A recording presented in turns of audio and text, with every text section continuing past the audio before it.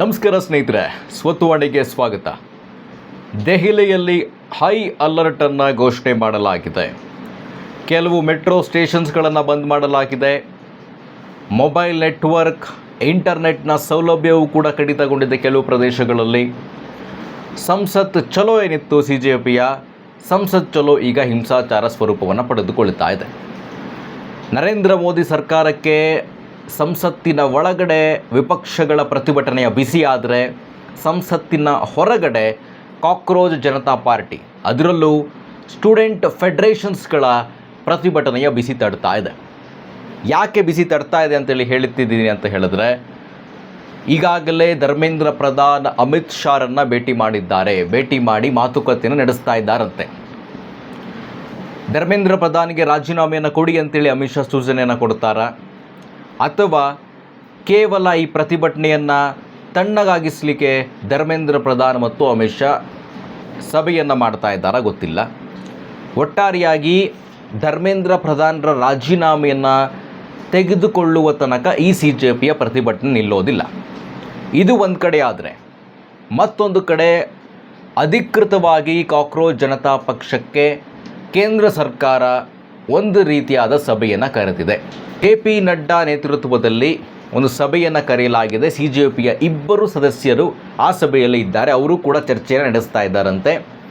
CJP ಹೇಳ್ತಾ ಇರುವಂಥದ್ದು ಒಂದೇ, ನೀಟ್ ಪ್ರಶ್ನೆ ಪತ್ರಿಕೆ ಸೋರಿಕೆಗೆ ಕ್ರಮ ಆಗುವ ತನಕ ನಾವು ಪ್ರತಿಭಟನೆಯನ್ನು ಹಿಂದೆ ತೆಗೆದುಕೊಳ್ಳೋಲ್ಲ. ಏನೇ ಆಗಲಿ, ಮಳೆ ಬರಲಿ, ದೆಹಲಿಯಲ್ಲಿ ಮಳೆ ಬರ್ತಾ ಇದೆ, ಈಗ ಪ್ರತಿಭಟನೆ ನಡೀತಾ ಇದೆಯಲ್ಲ, ಅಲ್ಲಿ ಮಳೆ ಬಂದರೂ ಕೂಡ ನಾವು ಇಲ್ಲೇ ಇರ್ತೇವೆ ಅಂಥೇಳಿ CJP ಸೇರಿದಂತೆ ಹಲವು ಸ್ಟೂಡೆಂಟ್ ವಿಂಗ್ಗಳು, ವಿದ್ಯಾರ್ಥಿ ಸಂಘಟನೆಗಳು ಆ ಪ್ರತಿಭಟನೆಯಲ್ಲಿ ಭಾಗಿಯಾಗಿದ್ದಾರೆ. ಹಲವು ವಿಪಕ್ಷಗಳು ಸಹ ಪ್ರತಿಭಟನೆಗೆ ಬೆಂಬಲವನ್ನು ಕೊಡ್ತಾ ಇದೆ. ಆಪ್ ಸೇರಿದಂತೆ, ಸಮಾಜವಾದಿ ಪಕ್ಷ ಸೇರಿದಂತೆ ಹಲವು ವಿಪಕ್ಷಗಳು ಪ್ರತಿಭಟನೆಗೆ ಬೆಂಬಲವನ್ನು ಕೊಡ್ತಾ ಇದೆ. ಮತ್ತೊಂದು, ಧರ್ಮೇಂದ್ರ ಪ್ರಧಾನರ ರಾಜೀನಾಮೆಯನ್ನು ಕೇಂದ್ರ ಸರ್ಕಾರ ಪಡೆದುಕೊಳ್ಳುತ್ತಾ? ಅಮಿತ್ ಶಾ ಒಂದಿಗೆ ಧರ್ಮೇಂದ್ರ ಪ್ರಧಾನ್ ಚರ್ಚೆಯನ್ನು ನಡೆಸ್ತಾ ಇದ್ದಾರೆ. ಸತತ ಗಂಟೆಗಳಿಂದ ಈ ಚರ್ಚೆ ನಡೀತಾ ಇದೆ. ಏನಾದರೂ ಕೂಡ ಅಮಿತ್ ಶಾ ಧರ್ಮೇಂದ್ರ ಪ್ರಧಾನರನ್ನು ರಾಜೀನಾಮೆ ಕೊಡಿ ಅಂಥೇಳಿ ಸೂಚಿಸ್ತಾರಾ ಅನ್ನುವಂಥ ಪ್ರಶ್ನೆ ಉದ್ಭವವಾಗ್ತಾ ಇದೆ. ಯಾಕಂದರೆ ಸುಮಾರು ಹೊತ್ತಿಂದ ಈ ಸಭೆ ನಡೀತಾ ಇದೆ ಅವರ ನಡುವೆ. ಏನಾದರೂ ರಾಜೀನಾಮೆಯನ್ನು ಪಡೆದುಕೊಂಡ್ರೆ ಕೇಂದ್ರ ಸರ್ಕಾರಕ್ಕೆ ಹಿನ್ನಡೆಯಾಗತ್ತಾ? ಇಲ್ಲಿ ಒಂದು ರೀತಿಯಾಗಿ ಕೇಂದ್ರ ಸರ್ಕಾರಕ್ಕೆ ಈ ರೀತಿ ರಾಜೀನಾಮೆಗಳು ಒಂದು ಪ್ರತಿಷ್ಠೆಯ ಪ್ರಶ್ನೆಗಳಾಗಿ ನಿಲ್ತವೆ. ಇಲ್ಲಿವರೆಗೂ ಸಹ ನರೇಂದ್ರ ಮೋದಿ ಸರ್ಕಾರ ಈ ರೀತಿಯಾದಂತಹ ಸಂದರ್ಭಗಳಲ್ಲಿ ರಾಜೀನಾಮೆಯನ್ನು ತೆಗೆದುಕೊಂಡಿರುವಂಥ ಉದಾಹರಣೆ ಇಲ್ಲ ಕೇಂದ್ರ ಸರ್ಕಾರ. ಈ ಹಿಂದೆ 2020-21ರಲ್ಲಿ ರೈತರ ಪ್ರತಿಭಟನೆ ಆಯಿತು. ಯಾವಾಗ ಅದು ಅವರಿಗೆ ಪೊಲಿಟಿಕಲಿ ಬ್ಯಾಕ್ಫೈರ್ ಆಗುತ್ತೆ ಅಂತೇಳಿ ತಿಳಿದು ಬಂತು. ಸುಮಾರು ಸುತ್ತುಗಳ ಸಭೆ ನಡೀತು. ಯಾವ ಸಭೆಯೂ ಕೂಡ ಫಲವನ್ನು ಕೊಡಲಿಲ್ಲ. ಕೊನೆಗೆ ಆ ಕೃಷಿ ಕಾಯ್ದೆಗಳನ್ನೇ ವಾಪಸ್ ತೆಗೆದುಕೊಂಡರು. ಈಗ ಕೇಂದ್ರ ಸರ್ಕಾರಕ್ಕೆ ಧರ್ಮೇಂದ್ರ ಪ್ರಧಾನ್ರವರ ರಾಜೀನಾಮೆಯನ್ನು ಪಡೆದುಕೊಳ್ಳದೆ ಮತ್ತೊಂದು ಆಪ್ಷನ್ ಇಲ್ಲ. ಅದು ಯಾವ ರೀತಿಯಾಗಿ ಪಡೆದುಕೊಳ್ಳುತ್ತಾರೆ ಅನ್ನುವಂಥದ್ದು ಯಕ್ಷ ಪ್ರಶ್ನೆ. ಒಂದು, ಕೇವಲ ಧರ್ಮೇಂದ್ರ ಪ್ರಧಾನರ ರಾಜೀನಾಮೆಯನ್ನು ತೆಗೆದುಕೊಂಡು ಅವರನ್ನು ಕೈಬಿಟ್ಟು ಮತ್ತೊಬ್ಬ ಶಿಕ್ಷಣ ಸಚಿವರನ್ನು ತೆಗೆದುಕೊಂಡು ಬರ್ತಾರಾ? ಅಥವಾ ದಿನಗಳಿಂದ ಏನು ಚರ್ಚೆಯಲ್ಲಿತ್ತು, ನರೇಂದ್ರ ಮೋದಿ ಅವರ ಸಂಪುಟ ರೀಶಫಲ್ ಆಗುತ್ತೆ, ಹಲವು ಪ್ರಭಾವಿ ಸಚಿವರನ್ನು ಕೈ ಬಿಡಲಾಗುತ್ತೆ, ಕೆಲವರ ಸಂಪುಟ ಹುದ್ದೆಯನ್ನು ಬದಲಾವಣೆ ಮಾಡಲಾಗತ್ತೆ ಅಂತ. ಈ ಹಾದಿಯಲ್ಲಿ ಹೋಗಿ ಧರ್ಮೇಂದ್ರ ಪ್ರಧಾನ್ ಸೇರಿದಂತೆ ಇನ್ನೂ ಹಲವು ಸಂಪುಟ ಸಹೋದ್ಯೋಗಿಗಳನ್ನು ಕೈಬಿಟ್ಟು ಒಂದು ರೀತಿ ಡ್ಯಾಮೇಜ್ ಕಂಟ್ರೋಲ್ ಮಾಡ್ಕೊಳ್ಳುತ್ತೆ ಕೇಂದ್ರ ಸರ್ಕಾರ. CJP ಅವರ ಈಗಿನ ಲ್ಯಾಂಗ್ವೇಜನ್ನು ನೋಡ್ತಾ ಇದ್ದರೆ ಅವರು ಯಾವುದೇ ಕಾರಣಕ್ಕೂ ಪ್ರತಿಭಟನೆಯನ್ನು ಕೈಬಿಡೋದಿಲ್ಲ. ಆರಂಭಿಕವಾಗಿ ಸಣ್ಣ ಪ್ರಮಾಣದಲ್ಲಿ ಶುರುವಾದಂಥ ಪ್ರತಿಭಟನೆ ಜಂತರ್ ಮಂತರ್ನಲ್ಲಿ ಯಾವಾಗ ಸೋನಂ ವಾಂಗ್ಚುಕ್ರವರು ಬಂದರು, ಉಪವಾಸ ಸತ್ಯಾಗ್ರಹವನ್ನು ಮಾಡಲಿಕ್ಕೆ ಶುರು ಮಾಡಿದ್ರು. ಸಾಮಾಜಿಕ ಜಾಲತಾಣ ಸೇರಿದಂತೆ ಹಲವು ಕಡೆ, ಈವನ್ ಮೇನ್ ಸ್ಟ್ರೀಮ್ ಮಾಧ್ಯಮಗಳಲ್ಲೂ ಕೂಡ ಇದು ಚರ್ಚೆ ಆಗಲಿಕ್ಕೆ ಶುರುವಾಯಿತು. ಕೇಂದ್ರ ಸರ್ಕಾರಕ್ಕೆ ಮತ್ತೊಮ್ಮೆ ಹೇಳ್ತಾ ಇದ್ದೀನಿ, ಧರ್ಮೇಂದ್ರ ಪ್ರಧಾನರ ರಾಜೀನಾಮೆಯನ್ನು ತೆಗೆದುಕೊಳ್ಳದೆ ಆಪ್ಷನ್ ಇಲ್ಲ. ಈಗ ಈ ಪ್ರತಿಭಟನೆ ದಿನ ಕಳೆದಂತೆ ದೊಡ್ಡ ಸ್ವರೂಪವನ್ನು ಪಡೆದುಕೊಳ್ತಾ ಇದೆ. ವಿಪಕ್ಷಗಳು ಬೆಂಬಲಕ್ಕೆ ನಿಲ್ತಾ ಇದೆ. ಇದು ನರೇಂದ್ರ ಮೋದಿ ಸರ್ಕಾರದ ವಿರುದ್ಧ 29ರ ಚುನಾವಣೆಗೆ, ನರೇಂದ್ರ ಮೋದಿ ಸರ್ಕಾರ ಇರಲಿ ಅಥವಾ BJP ಇರಲಿ, ಪೊಲಿಟಿಕಲಿ ಅವ್ರಿಗೇನಾದರೂ ಕೂಡ ತೊಂದರೆ ಆದರೆ ಮಾತ್ರ ಅವರು ಅದನ್ನು ಗಂಭೀರವಾಗಿ ಪರಿಗಣಿಸ್ತಾರೆ. ಇದು ನಮಗೆ ಬ್ಯಾಕ್ ಫೈರ್ ಆಗುವಂಥ ಸಾಧ್ಯತೆ ಇದೆ ಅಂತ ಹೇಳಿ ಗಂಭೀರವಾಗಿ ಪರಿಗಣಿಸಿ ಇಲ್ಲಿಗೆ ಆ ಪ್ರತಿಭಟನೆಯನ್ನು ಕೈ ಬಿಡುವಂತೆ ಅವರಿಗೆ ಹೇಳ್ತಾರ. ಅವರು ಪ್ರತಿಭಟನೆಯನ್ನು ಕೈ ಬಿಡಬೇಕಂದ್ರೆ ಧರ್ಮೇಂದ್ರ ಪ್ರಧಾನ್ ರಾಜೀನಾಮೆ ಕೊಡಬೇಕು. ಇವೆಲ್ಲ ಆಗುವಂಥದ್ದಾ ಅಂತ ಇಷ್ಟು ದಿನಗಳ ಕಾಲ ಪ್ರಶ್ನೆ ಹೇಳ್ತಾ ಇತ್ತು. ಈಗ ಕೇಂದ್ರ ಸರ್ಕಾರ CJPಯ ಪ್ರೊಟೆಸ್ಟನ್ನು ಗಂಭೀರವಾಗಿ ಪರಿಗಣಿಸಿದೆ. ರಾಜೀನಾಮೆಯನ್ನು ಪಡೆದುಕೊಳ್ಳುವ ನಿಟ್ಟಿನಲ್ಲಿ ಚರ್ಚೆ ಕೂಡ ಆರಂಭವಾಗಿದೆ ಸರ್ಕಾರದ ನಿಟ್ಟಿನಲ್ಲಿ. ಈಗ ಅಮಿತ್ ಶಾ ಚರ್ಚೆ ನಡೆಸ್ತಾ ಇರುವಂಥ ಧರ್ಮೇಂದ್ರ ಪ್ರಧಾನ್ ಅವರ ಜೊತೆ ರಾಜೀನಾಮೆ ಪಡೆದುಕೊಳ್ತಾರ.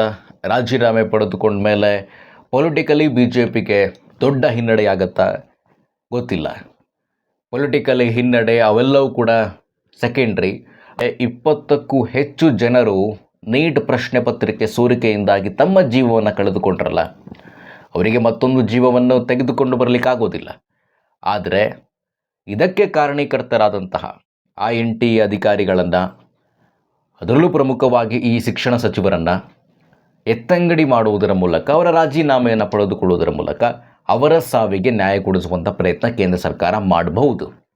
CJP ಪ್ರತಿಭಟನೆಯನ್ನು ಬಿಟ್ಬಿಡಿ, ಆ ಪ್ರತಿಭಟನೆ ಹಿಂದೂಗಳ ವಿರೋಧಿಯಾಗಿದೆ, ಅಲ್ಲಿ ಆ್ಯಂಟಿ ನ್ಯಾಷನಲಿಸ್ಟ್ಗಳು ಪ್ರತಿಭಟನೆ ಮಾಡ್ತಾ ಇದ್ದಾರೆ, ಇವೆಲ್ಲ ಒಂದು ಕಡೆ ಇರಿ.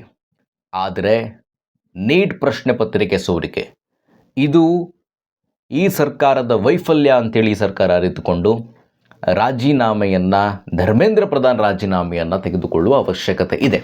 ಉಳಿದೆಲ್ಲ ವಿಷಯಗಳನ್ನು ಪಕ್ಕದಲ್ಲಿಟ್ಟು ನೋಡೋದೇ ಆದರೆ, ನಾನು CJPಯನ್ನು ಬೆಂಬಲಿಸಿ ಮಾತನಾಡ್ತಾ ಇಲ್ಲ, CJPಯನ್ನು ಬೆಂಬಲಿಸೋದೂ ಇಲ್ಲ. ನೀಟ್ ವಿಚಾರಕ್ಕೆ ಸಂಬಂಧಪಟ್ಟಂತೆ ಅವರು ಮಾಡಿದ ಪ್ರತಿಭಟನೆಯಿಂದಲೇ ಇವತ್ತು ಕೇಂದ್ರ ಸ್ವಲ್ಪ ಮಟ್ಟಿಗಾದರೂ ಕೂಡ ತಲೆ ಕೆಡಿಸಿಕೊಂಡು ಅವರನ್ನು ಕರೆದು ಮಾತನಾಡಿಸುವಂಥದ್ದು ಮತ್ತು ಮತ್ತೊಂದು ಕಡೆ ಧರ್ಮೇಂದ್ರ ಪ್ರಧಾನ್ನ ರಾಜೀನಾಮೆಯ ಬಗ್ಗೆ ಕೂಡ ಚರ್ಚೆ ನಡೆಸ್ತಾ ಇದೆ. ಹಾಗಾಗಿ ಯಾವ ಕ್ಷಣದಲ್ಲಾದರೂ ಕೂಡ ಧರ್ಮೇಂದ್ರ ಪ್ರಧಾನ್ ರಾಜೀನಾಮೆ ಕೊಟ್ಟರೂ ಕೂಡ ಆಶ್ಚರ್ಯವನ್ನು ಪಡಬೇಡಿ. ಇಷ್ಟು ದಿನಗಳ ಕಾಲ ನಾವು ಈ ರೀತಿಯಾದಂತಹ ಸಂದರ್ಭಗಳಲ್ಲಿ ಯಾರದೂ ರಾಜೀನಾಮೆಯನ್ನು ಪಡೆದುಕೊಂಡಿಲ್ಲ ಅಂತ ಕೇಂದ್ರ ಹೇಳಿದರೂ ಕೂಡ ಈಗ ಒಂದು ರೀತಿಯಾದಂತಹ ಒಂದು ಹೆಜ್ಜೆಯನ್ನು ಹಿಂದಿಡುವಂಥ ಸ್ಥಿತಿ ಕೇಂದ್ರ ಸರ್ಕಾರಕ್ಕೆ ಬಂದಿದೆ.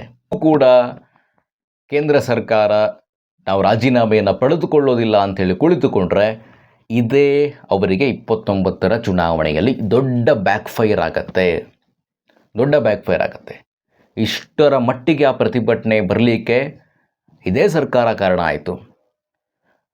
18-20 ದಿನಗಳ ಉಪವಾಸವನ್ನು ಕುಳಿತುಕೊಂಡರೂ ಕೂಡ ಯಾವುದೇ ಒಬ್ಬ ಕೇಂದ್ರದ ಪ್ರತಿನಿಧಿ ಹೋಗಿ ಅಲ್ಲಿ ಅವರನ್ನು ಮಾತನಾಡಿಸಿಲ್ಲ. ಈಗಲಾದರೂ ಕೂಡ ಎಚ್ಚೆತ್ತುಕೊಂಡು ಕೇಂದ್ರ ಶಿಕ್ಷಣ ಸಚಿವ ಧರ್ಮೇಂದ್ರ ಪ್ರಧಾನ್ರ ರಾಜೀನಾಮೆಯನ್ನು ಪಡೆದುಕೊಂಡು ಈ ಪ್ರತಿಭಟನೆಯನ್ನು ತಣ್ಣಗಾಗಿಸಿ ಇಲ್ಲಿಗೆ ಇವನ್ನೆಲ್ಲ ಮುಗಿಸಲಿಕ್ಕೆ ಕೇಂದ್ರ ಸರ್ಕಾರ ಹೋಗುತ್ತಾ, ಅಥವಾ ನಾವು ಯಾವುದೇ ಕಾರಣಕ್ಕೂ ರಾಜೀನಾಮೆಯನ್ನು ಪಡೆದುಕೊಳ್ಳೋದಿಲ್ಲ ಅಂಥೇಳಿ ತಮ್ಮ ದಡ್ಡತನವನ್ನು ಮುಂದುವರಿಸುತ್ತಾ ಗೊತ್ತಿಲ್ಲ. ಒಟ್ಟಾರೆ ಸಭೆ ನಡೀತಾ ಇದೆ.